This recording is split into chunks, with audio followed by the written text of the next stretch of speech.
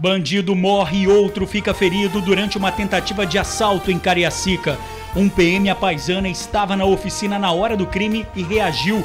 O militar foi baleado de raspão na cabeça. A destruição numa loja de eletrodomésticos no centro de Vitória. O imóvel pegou fogo ontem à noite. Vizinhos ficaram assustados e relembraram um outro incêndio no mesmo local há 15 anos. Mulher é assassinada a facadas pelo ex-marido no noroeste do estado. O suspeito, por pouco, não foi linchado após o crime. Idoso é baleado durante uma discussão no trânsito. Sinal verde para a construção da barragem do Rio Jucu. A obra será feita entre os municípios de Domingos Martins e Viana. O objetivo é garantir o abastecimento na Grande Vitória. Mudança no tempo, céu nublado e frio, as temperaturas estão em queda e a previsão é que o fim de semana do Capixaba fique assim.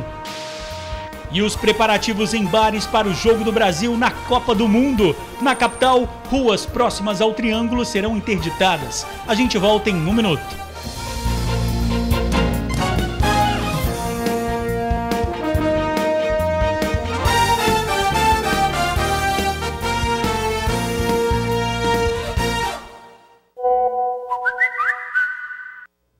Olá, boa noite. Bandido é morto e outro fica ferido durante tentativa de assalto em Cariacica. Eles invadiram uma oficina mecânica, mas um policial militar estava à paisana no local. Ele reagiu e trocou tiros com os criminosos, mas acabou baleado de raspão na cabeça. Outro PM que mora na região também atirou nos bandidos. O corpo de Kevin Bongestab, de 21 anos, ficou caído na principal avenida do bairro Itaquari, em Cariacica. Ele e o Eric Souza, de 18, assaltaram esta oficina mecânica. Vários clientes no local tiveram os pertences roubados. Os criminosos não contavam que uma das vítimas era o policial militar à paisana. Quando os bandidos saíram do local, o policial sacou a arma e deu voz de prisão. Só que os assaltantes não obedeceram e começaram a atirar na direção do militar, que revidou os disparos. Durante a troca de tiros, o PM acabou baleado de raspão na cabeça. Ele estava na oficina, ia deixar sua moto para ser consertada. Os meliantes chegaram, anunciaram o assalto.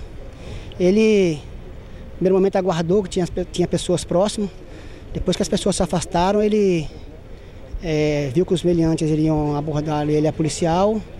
Ele sacou a sua arma e deu voz de prisão. Os meliantes estavam com a arma em mãos, iniciaram a agressão contra o policial não teve outro meio a não ser reagir a justa agressão. Os bandidos agiram com o apoio de um terceiro criminoso que estava do lado de fora, dentro de um carro branco. Ele deixou os comparsas para trás e fugiu com os celulares roubados. Durante a fuga, Kevin e o Eric se depararam com outro PM que também atirou nos ladrões. Um policial que mora na região, que viu quando as pessoas gritaram policial baleado, ele viu os dois meliantes correndo com a arma na mão, ele vem em socorro ao colega.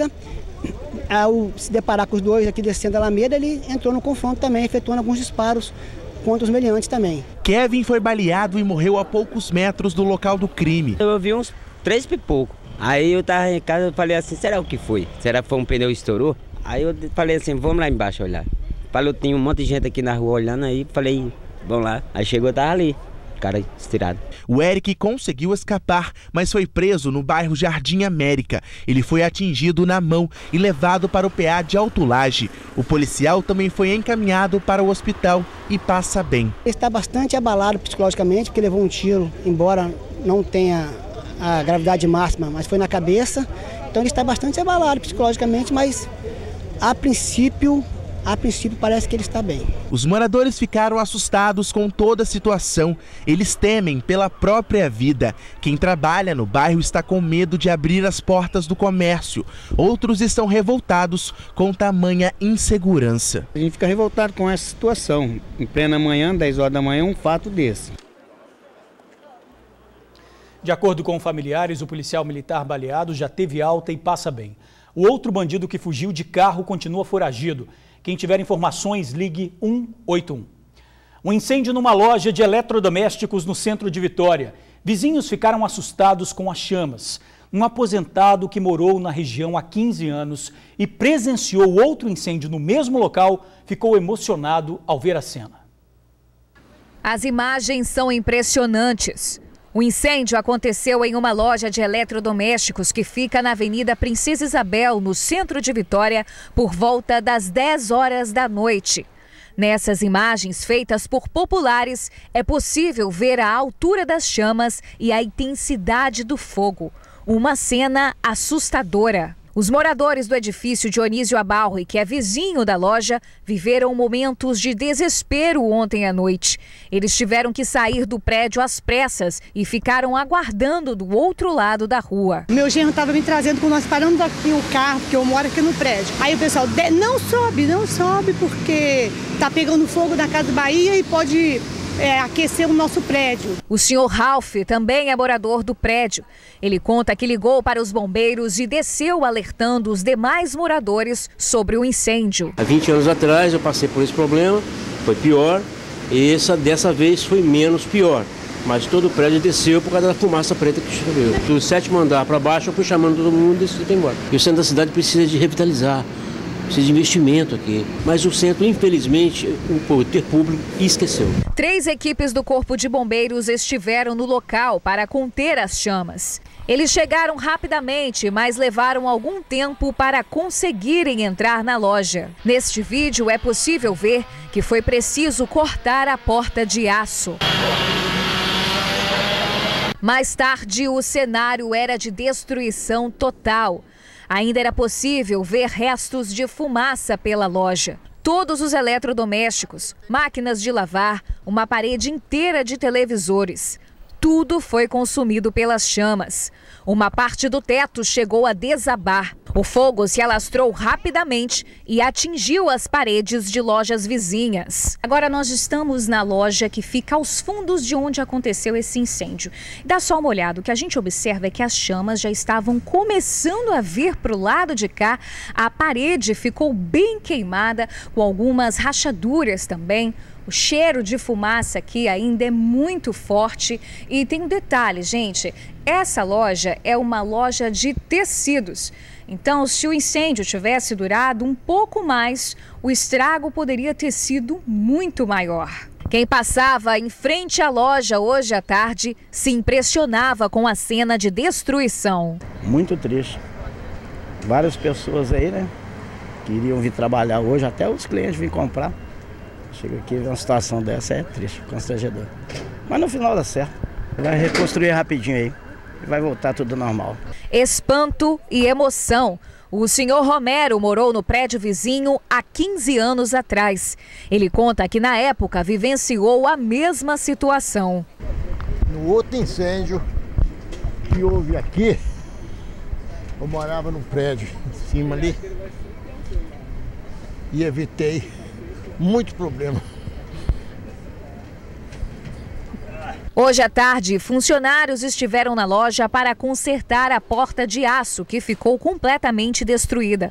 De acordo com o relato de moradores da região, algumas pessoas estariam entrando na loja para furtar eletrodomésticos mesmo depois do incêndio. No final vai aparecer o porquê isso aconteceu. A Defesa Civil disse que parte da frente da loja foi interditada porque é uma estrutura danificada da fachada no alto do imóvel. Peritos do Corpo de Bombeiros estiveram no local pela manhã.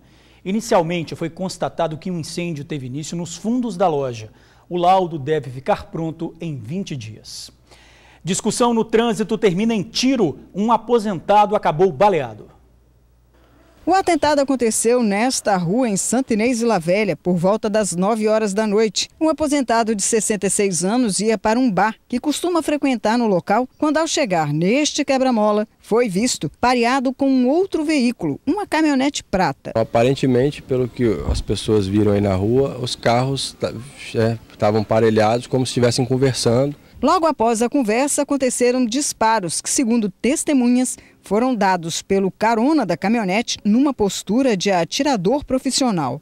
Atirou de dentro do carro, ele subiu na janela do carro e atirou por cima do veículo no carona ou no carro, né, do lado. E o atirador assim, teve até uma preocupação de atirar exatamente no momento que não tinha pessoas passando. Tinham pessoas na rua, mas na linha de tiro já não tinha mais. Ele sabia o que estava fazendo. Não era qualquer um não era um amador não. Um outro relato curioso feito pelos moradores é que logo depois dos disparos terem sido feitos, os ocupantes da caminhonete, aqueles que atiraram contra o outro veículo, passaram aqui na rua diversas vezes, tranquilos, devagar, cumprimentando os moradores que ficaram aqui na rua, sem se sentirem intimidados de modo algum. As testemunhas estranharam também o modo como a vítima se comportou após os disparos. Olha, a gente viu ele sair numa velocidade média até a esquina e depois em alta velocidade. Mas a princípio ele não arrancou com o carro, ele saiu numa velocidade média, depois acelerou. Os tiros acertaram o veículo no vidro traseiro e no porta-malas. A vítima, o aposentado de 66 anos, foi atingido no ombro. O aposentado contou à polícia que foi buscar ajuda em casa, na praia da costa onde mora, distante quase cerca de 4 quilômetros do local onde o atentado aconteceu. Governo abre licitação para as obras de barragem do Rio Jucu. A represa será construída entre os municípios de Domingos Martins e Viana. O objetivo é evitar novas crises de falta d'água na Grande Vitória.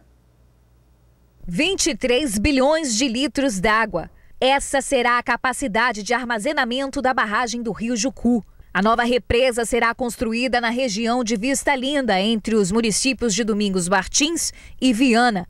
A expectativa é que o reservatório aumente a segurança no abastecimento de água para mais da metade da população da região metropolitana. É um investimento grande, nós conseguimos através da bancada federal um trabalho bonito da nossa bancada, nós conseguimos 59 milhões de reais, já estão liberados.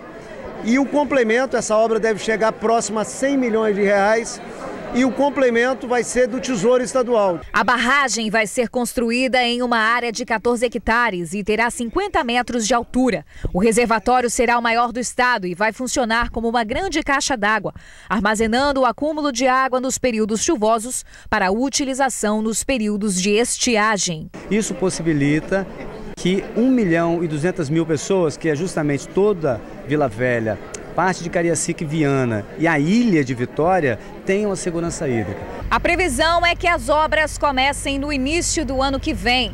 O investimento para a construção da barragem do Rio Jucu gira em torno dos 100 milhões de reais. O reservatório vai reforçar o abastecimento de água nos municípios de Vila Velha, Cariacica, parte de Viana e na ilha de Vitória.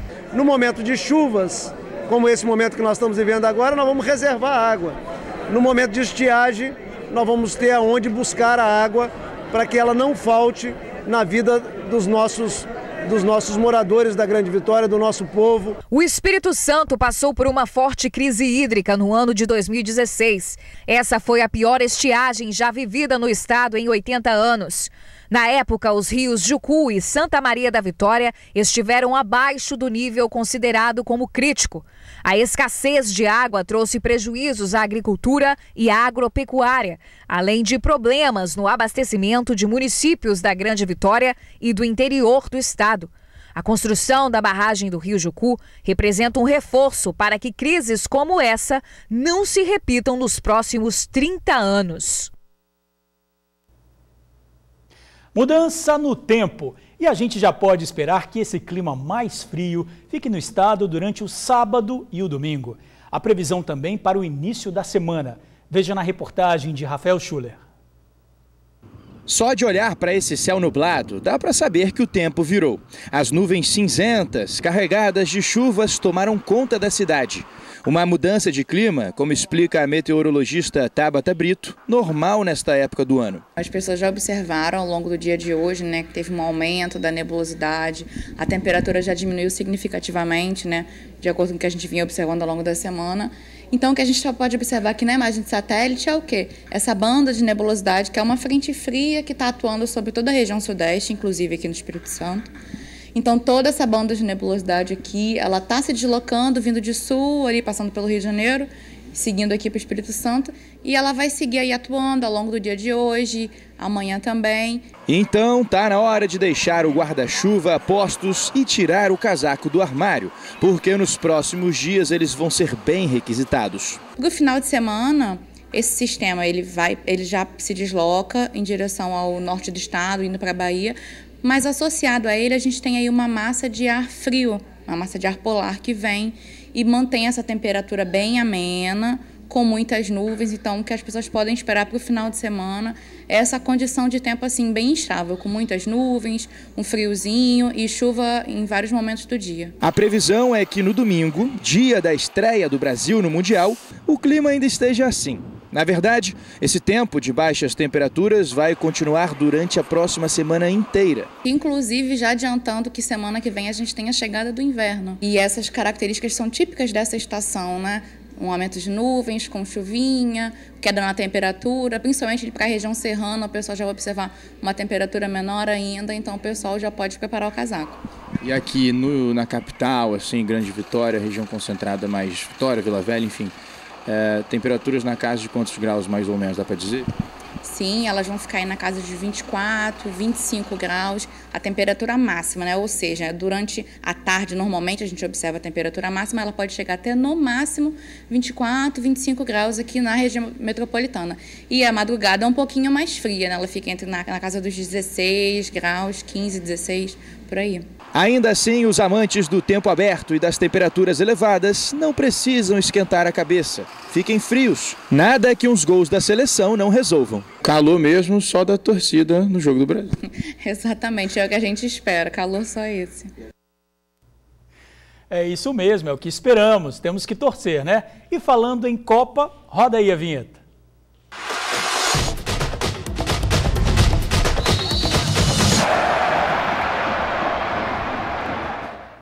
Mudança no trânsito na capital em dias de Jogos do Brasil na Copa da Rússia.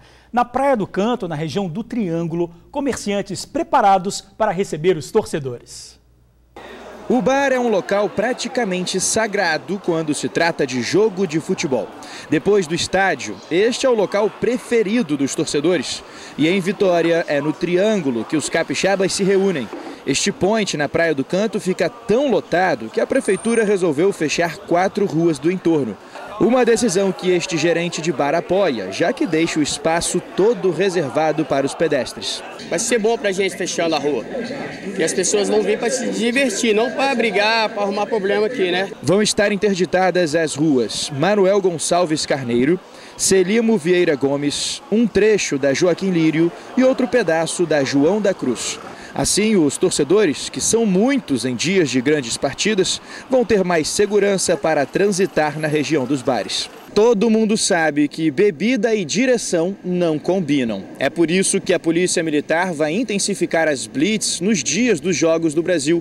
Portanto, se você é torcedor e tomou alguma bebida alcoólica, a orientação é não dirigir. É melhor, mais seguro e até muito fácil chamar um táxi, por exemplo, pelo aplicativo de celular. E os moradores não precisam se preocupar. Os agentes da Guarda Municipal vão estar nos pontos de bloqueio para orientar os motoristas sobre desvios e, claro, sobre como acessar os prédios. Então é só vestir a amarelinha, escolher o melhor lugar para assistir a partida e torcer. Pode vir que o nosso bar está esperando, está todo mundo convidado, aguardando aqui vocês. Valeu, galera? O Jogo do Brasil e cerveja gelada, né? É lógico. E a seguir, homem é espancado após esfaquear a ex-mulher em Colatina. A gente já volta. Mulher é morta a facadas no noroeste do estado. Zenilda de Souza, de 52 anos, foi esfaqueada ao buscar objetos pessoais na casa do suspeito. O agressor é ex-marido da vítima e não aceitava a separação. A irmã de Zenilda também foi esfaqueada. O crime aconteceu em Colatina. Romério da Silva Salles, de 39 anos, foi detido pouco depois. Ele foi espancado por vizinhos. Vítima e agressor foram socorridos, mas Zenilda não resistiu aos ferimentos. O suspeito foi autuado por feminicídio. E a gente fica por aqui. Outras informações agora no SBT Brasil. Muito obrigado por assistir ao jornal, pela companhia de sempre. Uma boa noite e um ótimo fim de semana.